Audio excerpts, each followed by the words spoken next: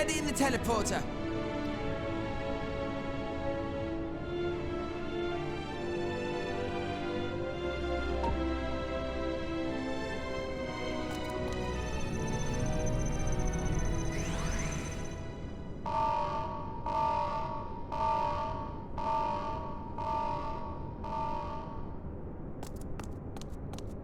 Huh? Access to living quarters restricted due to reconstruction. Then where is it? Oh no!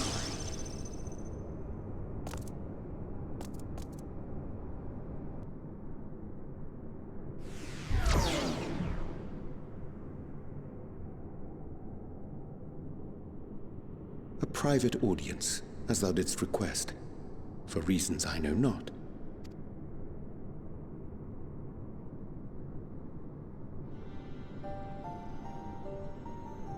Just a precaution. I'd rather I didn't have to ask the question at all, but I take my responsibilities very, very seriously. Do you and your friends, by any chance, find our accommodation wanting? Be honest, brutally even. 'Twould be ungracious of me to belittle the efforts of thee and thine. Lovely sentiment, really. But the disappointment is writ plain on your comrades' faces. It's all the more frustrating since no one will come out and say what they find wanting.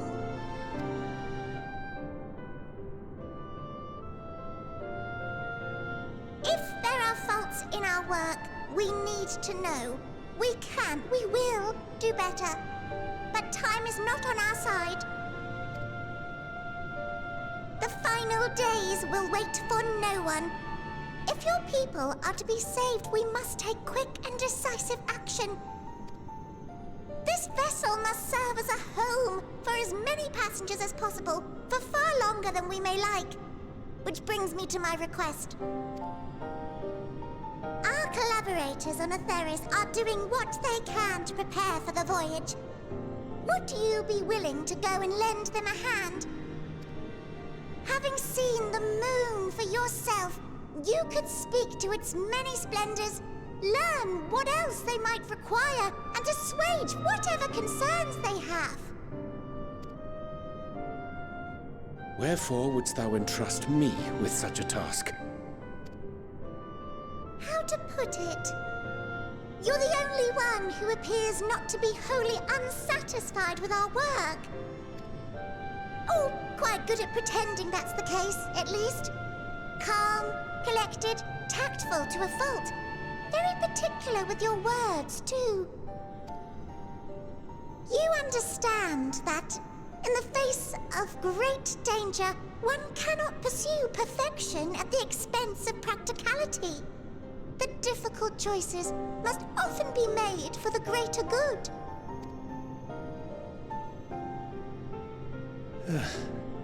And so fate doth conspire to set my feet upon this path once more.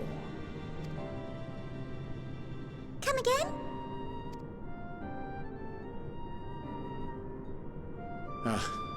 Idle musings.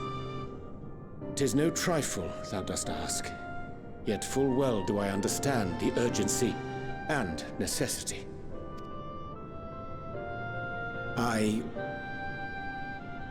Oh, dear me! Dear me! I was terribly sorry for the mix-up. It's a bit of a malfunction. I hadn't realized the residential quarters were inaccessible, you see. But you're still in one piece. So, all's well that ends well, yes? Won't happen again. I promise.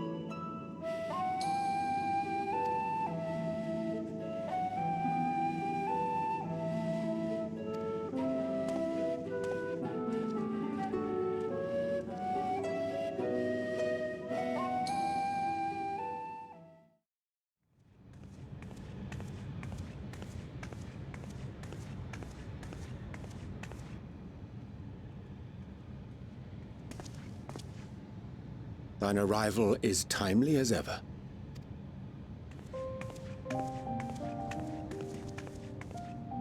Thou didst chance to overhear my conversation with Livingway, I presume?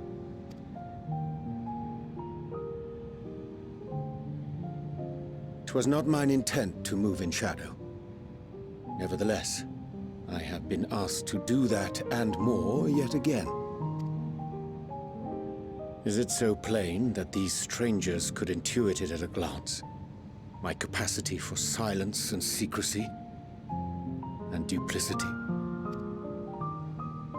When Grahatir did contrive to deliver the first at the price of his own life, I was complicit in the scheme. A sacrifice averted for a mercy. Would that I could say the same for Menphilia. One life for one world. And by that bloody bargain brokered by my hand were the scions robbed of a dear comrade, and Flamine her beloved daughter. Two souls, whose selflessness was beyond measure, whose resolve was unshakable. They would not be moved even had I thought to protest. But protest I did not. Far from it. I pushed them forward. No effort did I make to seek out alternatives, ones that would not demand such terrible costs. That resignation weigheth heavy on my mind, as does the memory of another lost to mine inaction. Dearest Moonbringer, who did face death unflinching, that we might secure a means to bring low the Ascians. In her hour of need, I did naught. Dutiful disciple of Louisoix, ever looking to the greater good.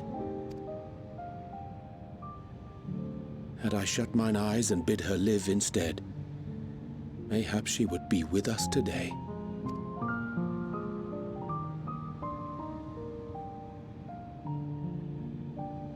Selfish wants, born of everlasting regrets. Most days I put them from my mind, but could think of naught else when asked to swallow the same bitter draught. Subterfuge and sacrifice. Mayhap the right moral choice, but one I regard with great trepidation.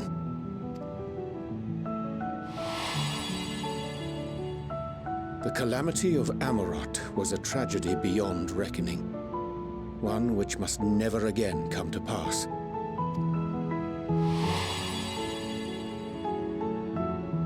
Thus must we struggle, haunted by ghosts of those we have lost, clinging to those we pray we can yet save. But what of those we cannot? How do we make peace with the dreadful algebra of necessity?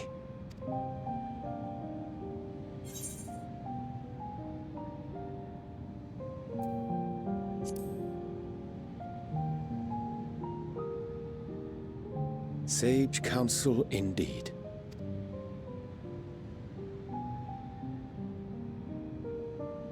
I see. Wisdom as befits a great worm. Curious that he should think thee in need of such encouragement. Strange. Scarcely can I remember when last we spoke alone, and so candidly.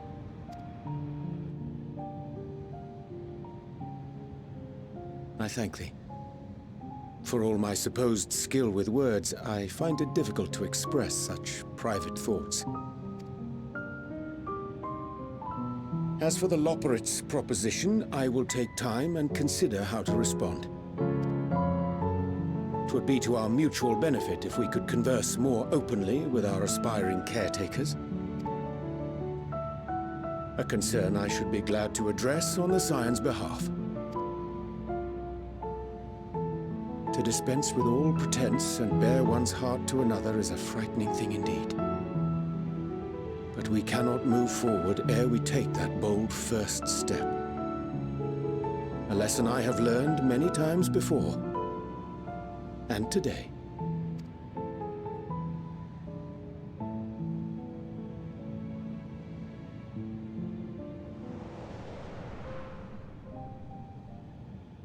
What are they saying? Curse these ears! I've heard bugger all! No matter. We've got our plans.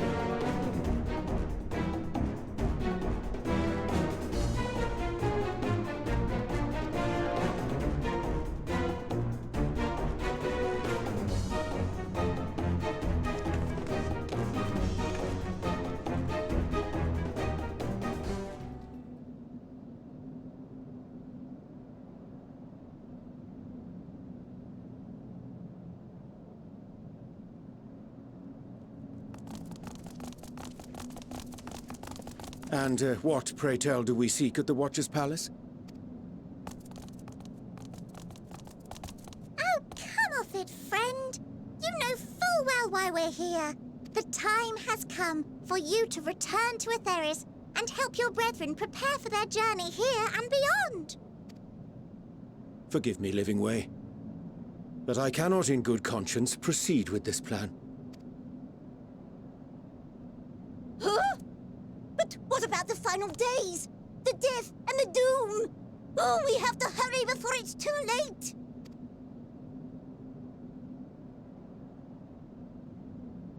Your unflagging commitment to your duty is endearing, to say the least.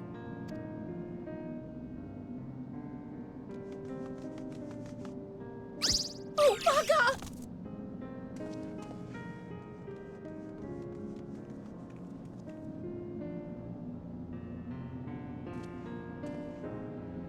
Be at ease. They bear you no grudge, nor do I. How could we, having come to understand your purpose? For millennia, you and yours worked tirelessly towards the singular purpose of this heavenly vessel's construction. An arduous feat by any measure. 'Tis clear you have spared no effort. Why, your very names are a testament to your dedication.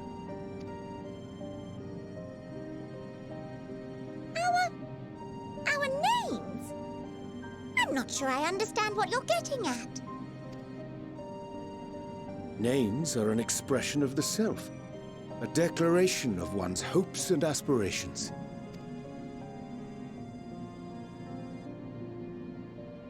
Your use of contemporary, uncomplicated nomenclature doth ensure clarity of purpose.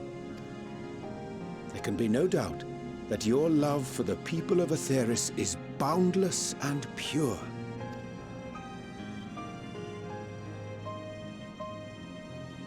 Yes! Yes! A most mellifluous phrasing.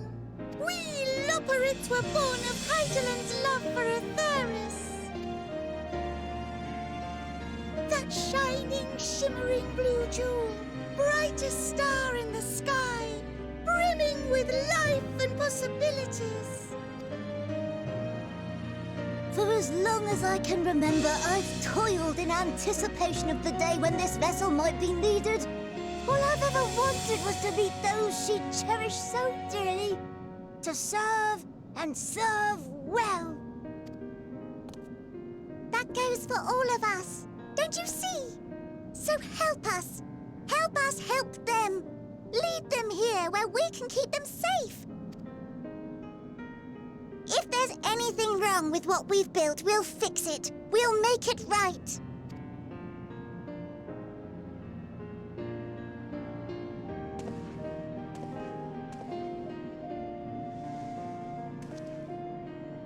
Your works want not for repair. Yet there remaineth much for you to learn of men and your own kin besides. Singing Way, thy name bespeaketh more than the simple marriage of rhythm and rhyme. The songs of Etheris are beyond counting, and span the length and breadth of emotion. Maps are monuments to man's pioneering spirit and his devotion to charting the furthest reaches of our star. Many have devoted their lifetimes to exploratory pursuits, to venture unto the highest mountains and the deepest oceans in search of unknown frontiers. And thou, my friend, I do not think we've met. My name is Puddingway. Puddingway? Yes, indeed. A name of deep and abiding significance, I'm sure, but one perhaps better communicated through delicious deeds than tasteless words. A judicious application of fey magics at a later juncture may be appropriate. And Living Way. 'Tis no easy feat to convey the significance of thy moniker. When I was a bookish boy, A dear friend of mine was fond of peppering me with questions as I read, to my occasional annoyance. One day, I posed to her a question of mine own. What does it mean to live? After much contemplation, she proffered this answer. The anticipation of a half-read story's conclusion. The hope today's mistake may serve as tomorrow's lesson. The wish that a new acquaintance may one day call thee friend. She believed it to be all these moments and more. I want to understand, but... I, too, still labor to find mine own answer. 'Twould be my pleasure to assist you and yours in embarking on a journey of self-discovery and enlightenment. For thee.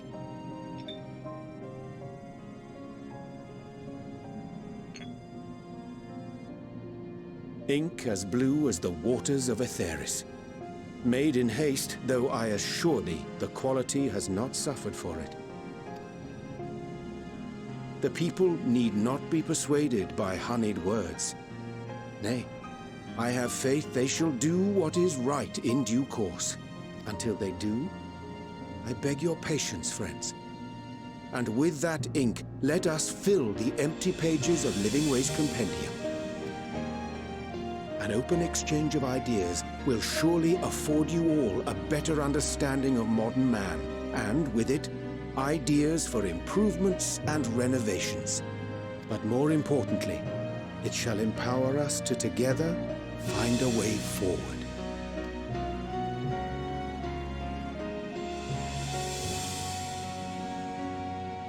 I hope you're right. Thank you for this lovely gift.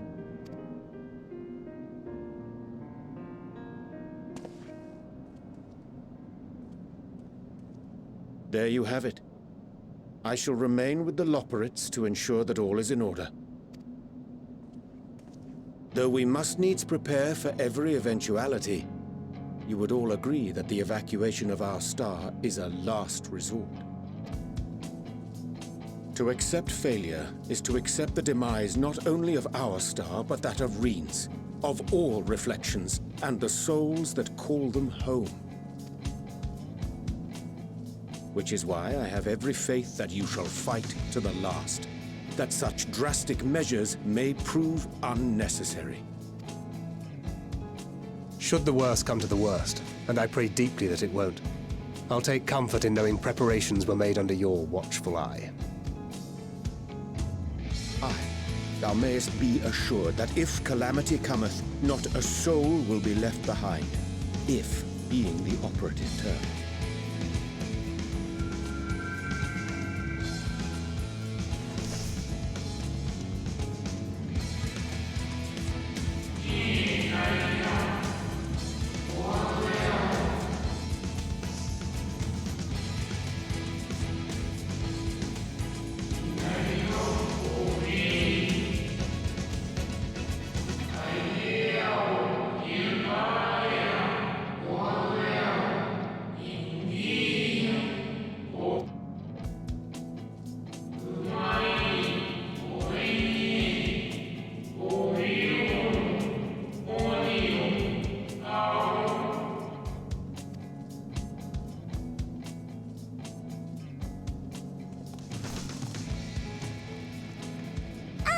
I hate to interrupt, but I feel like I need to make amends for all the secrecy. Think nothing of it. We haven't been the most gracious of guests. Do convey our apologies to Growingway and the others. But of course! And when next we welcome more guests from Aetheris, we'll have learned to be much more hospitable hosts.